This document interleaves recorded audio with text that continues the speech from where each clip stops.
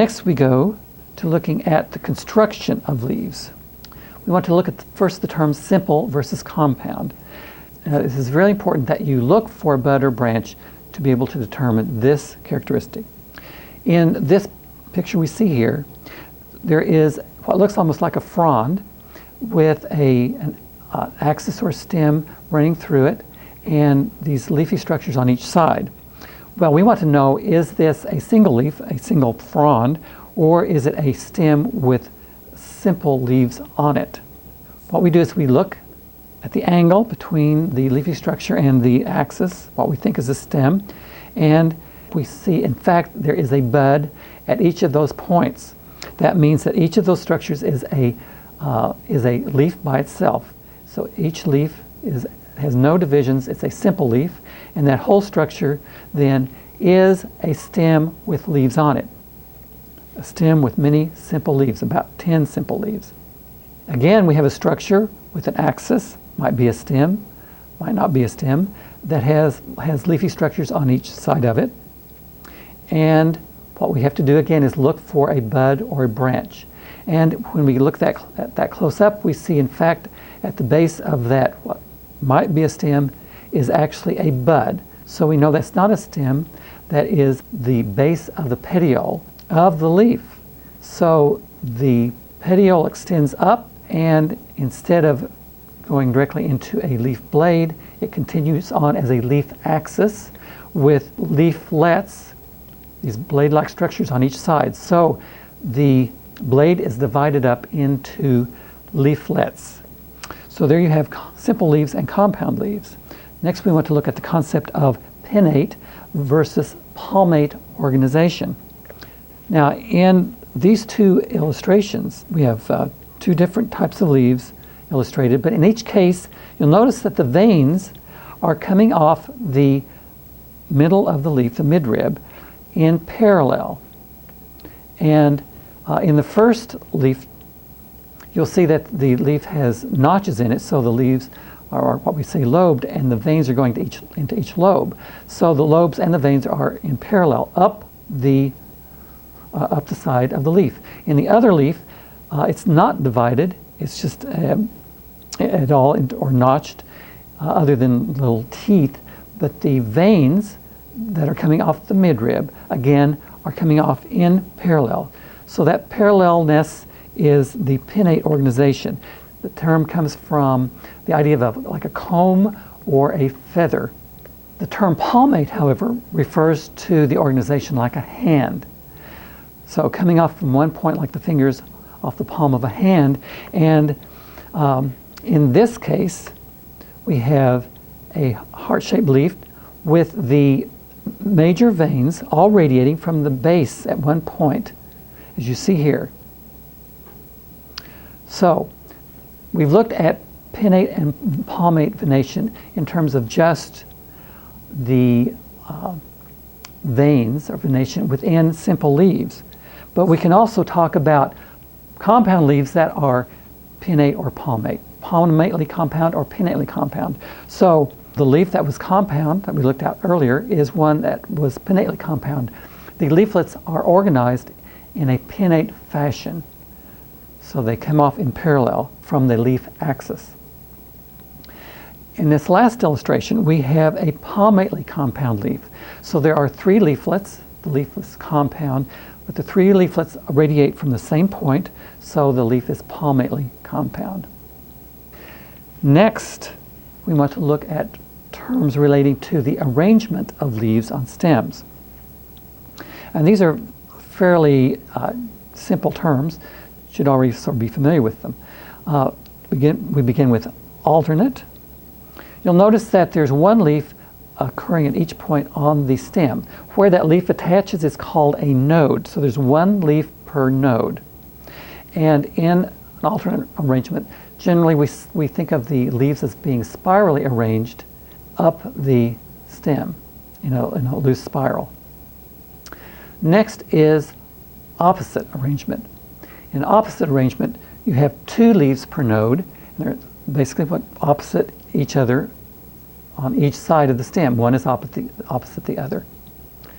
And something that's generally true of opposite leaves is that when you look at one node and then the next node, the leaves are turned or oriented 90 degrees to the ones in the adjacent node. So it goes leaf here, 90, 90, 90, so on up the stem. That's typical of plants with opposite leaves.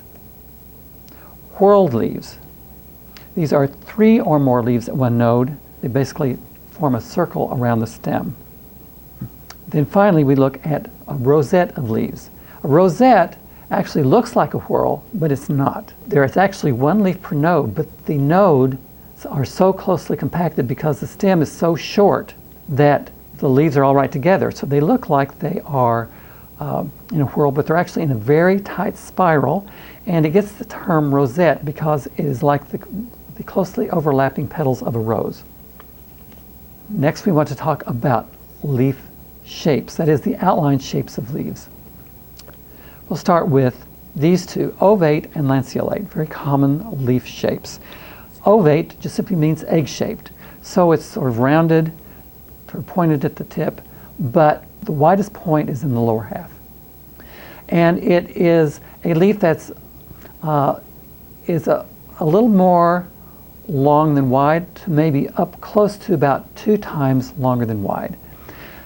A lanceolate leaf is sort of the same sort of basic idea of broader in the base and tapering toward a point, but it is about 2 to 3 times or maybe more longer than wide.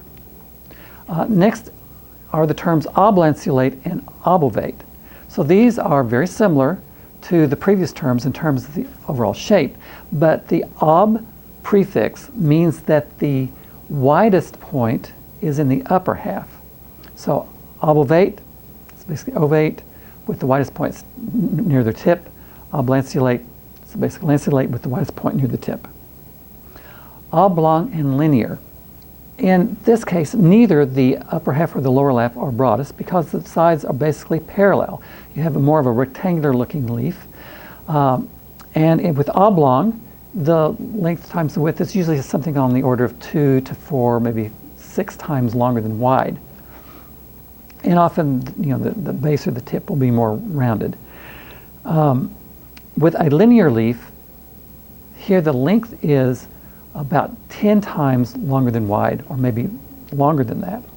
So you have a very long strap-shaped leaf, and this is what you would normally get in, say, a grass plant. Then we have 2 more terms. We'll look at each one separately. First is elliptic. So this is somewhat similar to ovate, except that the widest point of the leaf is in the middle, and the leaf tapers to both the base and the tip. The other is cordate. A cordate leaf is heart-shaped. So you have basically, again, a rounded sort of leaf that you would think would be ovate, except that there's a notch at the base where the petiole attaches, and there are 2 shallow lobes sticking out from the base of the leaf beyond that. So it gives you this heart shape. So cordate obviously is related to the Latin term for heart. So there you have all these leaf shapes: ovate, lanceolate, elliptic, oblanceolate, obovate, oblong, linear, and cordate. Next are some sort of surface details of the tissue of the leaf itself. So we'll look first at teeth and lobes. We've already mentioned this briefly in passing, but teeth and lobes are basically indentions into the tissue of the leaf along the margin. So these would be notches or indentions. With teeth, they are shallow. Basically, it's like teeth on a saw. However, a leaf that has indentions that are deeper than that, say deeper than 1/4 to the midrib, and maybe sometimes quite deep, are said to have lobed leaves. So the indention marks the margin of the lobe. Now, these remaining characters especially deal with the epidermis itself, and it applies to leaves as well as other parts of the plant wherever you see the epidermis. So the epidermis surface can be either smooth or hairy. In the far picture, you see a very smooth leaf. It looks almost sort of waxy, or not really shiny, but waxy and smooth. The other one is, you can see, is quite hairy. So there are actually little hairs developed from the epidermal cells.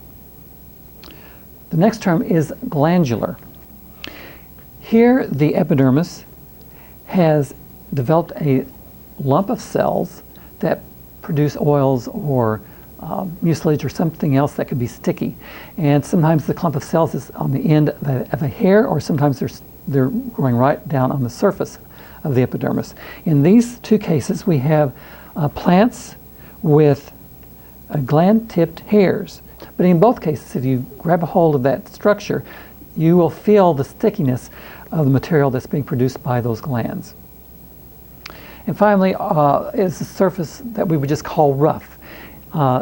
It is rough because there are very short, stiff hairs. They're hardly long enough to be called hairs, and they give a sort of a sandpapery feel to the surface of the plant.